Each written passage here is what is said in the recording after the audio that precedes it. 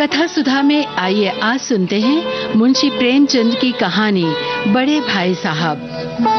आज सुनते हैं इस कहानी का दूसरा भाग। पिछले भाग में आपने सुना, अब मुझे अपने ऊपर कुछ अभिमान हुआ और आत्माभिमान भी बढ़ा। भाई साहब का वो रोब मुझ पर न रहा। आजादी से खेल कूद में शरीक होने लगा। दिल मजबूत था। अगर उन्होंने फिर मेरी फजीहत की तो साफ कह दूंगा, आपने अपना खून जलाकर कौन सा तीर मार लिया। मैं तो खेलते कूदते दर्जे में अव्वल आ गया। जवाब से ये हेकड़ी जताने का साहस न होने पर भी मेरे रंग ढंग से साफ जाहिर होता था कि भाई साहब का वो आतंक अब मुझ पर नहीं है। भाई साहब ने इसे भांप लिया।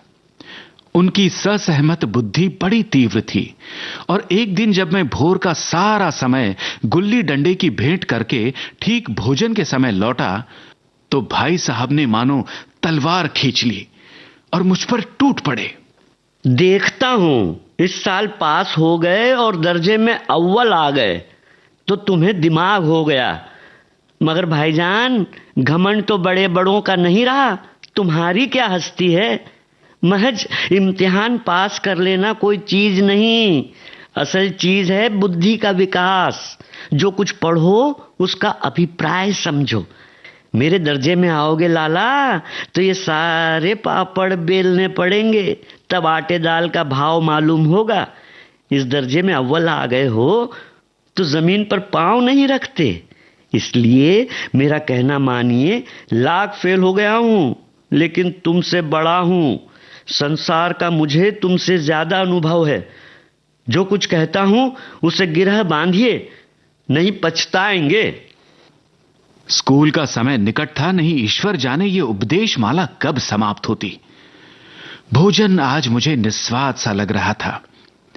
जब पास होने पर भी ये तिरस्कार हो रहा है तो फेल हो जाने पर तो शायद प्राण ही ले लिए जाएं। भाई साहब ने अपने दर्जे की पढ़ाई का जो भयंकर चित्र खींचा था उसने मुझे भयभीत कर दिया।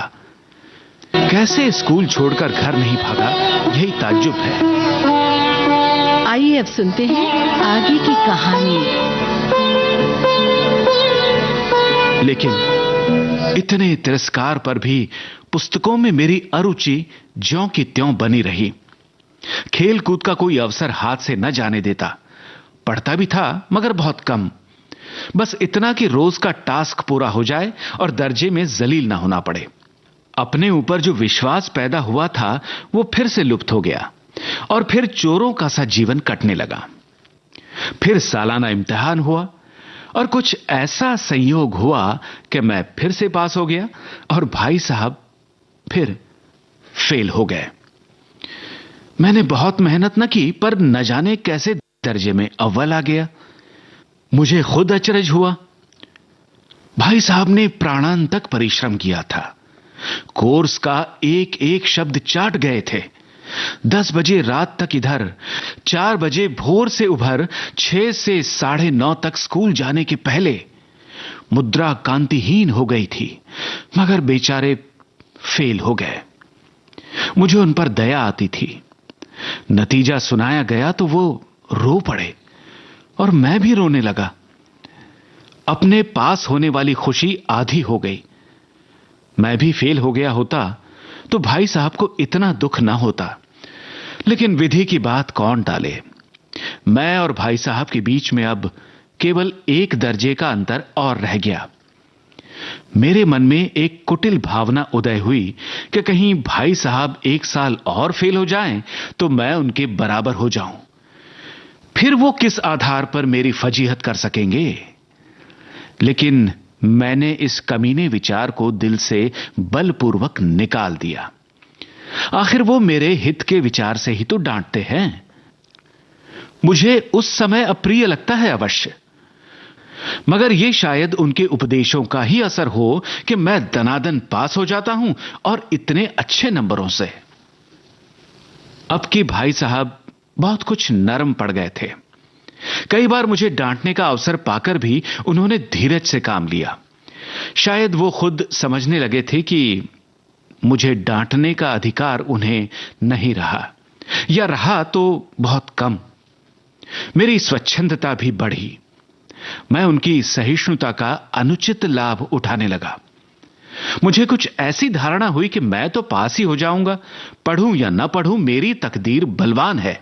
इसलिए भाई साहब के डर से जो थोड़ा बहुत पढ़ लिया करता था वो भी बंद हुआ। मुझे कनकौवे उड़ाने का नया शौक पैदा हो गया था और अब सारा समय पतंगबाजी की ही भेंट होता था। फिर भी मैं भाई साहब का अदब करता था और उनकी नजर बचाकर कनकौवे उड़ाता था। मांझा देना, कन्ने बांधना, पतंग टूर्नामेंट की तैयारियां आदि समस्याएं अब गुप्त रूप से हल की जाती थीं। भाई साहब को यह संदेह न करने देना चाहता था कि उनका सम्मान और लिहाज मेरी नजरों में कम हो गया है। एक दिन संध्या समय हॉस्टल से दूर मैं कनकौवा लूटने बेतहाशा दौड़ रहा था। आंखें आसमान की ओर थीं और मन उस आकाशगामी पथिक की ओर जो मंद गति से झूमता पतन की ओर चला जा रहा था, मानो कोई आत्मा स्वर्ग से निकलकर विरक्त मन से नए संस्कार ग्रहण करने जा रही हो। बालकों की एक पूरी सेना लग्गे और झड़दार बांस लिए उनका स्वागत करने को दौड़ी आ रही थी। किसी को अपने आगे पीछे की खबर न थी। सभी मानो उस पतंग के साथ ही आकाश में उड़ रहे थे। जहां सब कुछ समतल है, न मोटर कारें हैं, न ट्राम, न गाड़ियां। सहसा भाई साहब से मेरी मुठभेड़ हो गई, जो शायद बाजार से लौट रहे थे। उन्होंने वहीं मेरा हाथ पकड़ लिया और उग्र भाव से बोले, अरे रे रे, इन बाजारी लौंडों के साथ ढेले के कनकौवे के लिए दौड़ते तुम्हें शर्म नहीं आती? तुम्हें इसका कुछ भी लिहाज नहीं कि अब नीची जमात में नहीं हो, बल्कि 8वीं जमात में आ गए हो और मुझसे केवल 1 दर्जा नीचे हो। आखिर आदमी को कुछ तो अपनी पोजीशन का ख्याल रखना चाहिए। एक जमाना था कि लोग 8वां दर्जा पास करके नायब तहसीलदार हो जाते थे।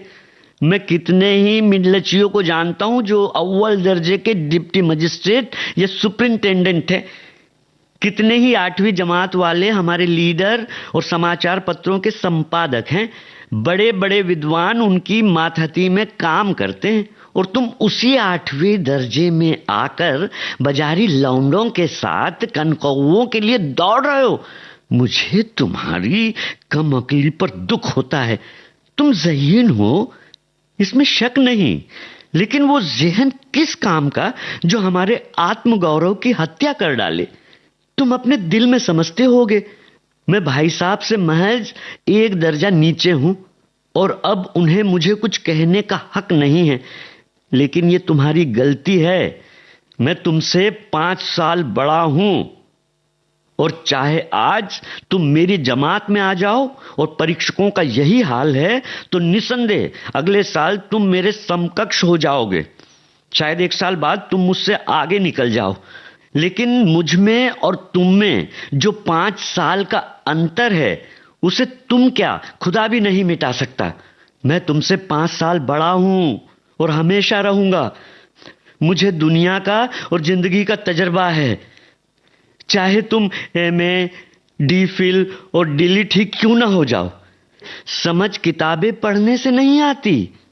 हमारी अम्मा ने कोई दर्जा पास नहीं किया और दादा भी शायद 5वीं जमात के आगे नहीं पढ़ पाए, लेकिन हम दोनों चाहे दुनिया की विद्या पढ़ लें, अम्मा और दादा को हमें समझाने और सुधारने का अधिकार हमेशा रहेगा। केवल इसलिए नहीं कि वो हमारे जन्मदाता हैं, बल्कि इसलिए कि उन्हें दुनिया का हमसे ज्यादा तजर्बा है और रहेगा। अमेरिका में किस तरह की राज्य व्यवस्था है और 8वें हेनरी ने कितने विवाह किए और आकाश में कितने नक्षत्र हैं, ये बातें चाहे उन्हें न मालूम हो, लेकिन हजारों ऐसी बातें हैं जिनका ज्ञान उन्हें हमसे और तुमसे ज्यादा है। दैव ना करे आज मैं बीमार हो जाऊं तो तुम्हारे हाथ पांव फूल जाएंगे। दादा को तार देने के सिवा तुम्हें कुछ ना सूझेगा, लेकिन तुम्हारी जगह दादा हो तो किसी को तार ना दे, न घबराएं, न बदहवास हो, पहले खुद मर्ज पहचान कर इलाज करेंगे, उसमें सफल ना हुए तो किसी डॉक्टर को बुलाएंगे। बीमारी तो खैर बड़ी चीज है, हम तुम तो इतना भी नहीं जानते कि महीने भर कैसे चले। जो दादा भेजते हैं उसे हम 20-22 तक खर्च कर डालते हैं और पैसे पैसे को मोहताज हो जाते हैं। नाश्ता बंद हो जाता है, धोबी और नाई से मुंह चुराने लगते हैं। लेकिन आज हम और तुम खर्च कर रहे हैं, उससे आधे में दादा ने अपनी उम्र का बड़ा भाग इज्जत और नेक नामी के साथ कमाया है और कुटुंब का पालन किया, जिसमें सब मिलाकर 9 आदमी थे। अपने हेडमास्टर साहब को ही देखो, एमए है कि नहीं? यहाँ के एमए नहीं, ऑक्सफोर्ड के। 1000 रुपया पाते हैं, लेकिन उनके घर इंतजाम करता कौन है? उनकी बूढ़ी माँ। हेडमास्टर साहब की डिग्री यहाँ बेकार हो गई। पहले खुद घर का इंतजाम करते थे, खर्चा पूरा ना पड़ता, कर्जदार रहते थे। जब से उनकी माताजी ने प्रबंध अपने हाथ में लिया है, जैसे घर में लक्ष्मी आ गई हो। तो भाईजान, ये जरूर दिल से निकाल डालो कि तुम मेरे समीप आ गए हो और स्वतंत्र हो। मेरे देखते तुम बेराह नहीं चल पाओगे। अगर तुम यो ना मानोगे तो मैं थप्पड़ का भी प्रयोग कर सकता हूं। मैं जानता हूं कि तुम्हें मेरी बातें जहर लग रही हैं। मैं उनकी इस नई युक्ति से नतमस्तक हो गया। मुझे आज सचमुच अपनी लघुता का अनुभव हुआ और भाई साहब के प्रति मेरे मन में श्रद्धा उत्पन्न हुई। मैंने सजल आंखों से कहा, जी हरगिज नहीं, आप जो कुछ फरमा रहे हैं वो बिल्कुल सच है और आपको कहने का अधिकार है। भाई साहब ने मुझे गले लगा लिया और बोले, कनकव्वे उड़ाने को मन नहीं करता, मेरा जी भी ललचाता है, लेकिन क्या करूं? खुद बेराह चलूं तो तुम्हारी रक्षा कैसे करूं? ये कर्तव्य भी तो मेरे सिर पर है। संयोग से उसी वक्त एक कटा हुआ कनकौवा हमारे ऊपर से गुजरा। उसकी डोर लटक रही थी। लड़कों का एक झुंड पीछे दौड़ा चला आता था। भाई साहब तो लंबे हैं ही, उछलकर उसकी डोर पकड़ ली और बेतहाशा हॉस्टल की तरफ दौड़े। मैं पीछे पीछे दौड़ रहा था। कथा सुधा में आज आप सुन रहे थे मुंशी प्रेमचंद की कहानी बड़े भाई साहब। आज आपने सुना इस कहानी का दूसरा भाग। पात्र परिचय इस प्रकार है। छोटे भाई जयंत पात्रिकर, बड़े भाई साहब जी श्याम, संकल्पना एवं निर्देशन रेणु चतुर्वेदी, प्रस्तुति अनुश्री पाठक।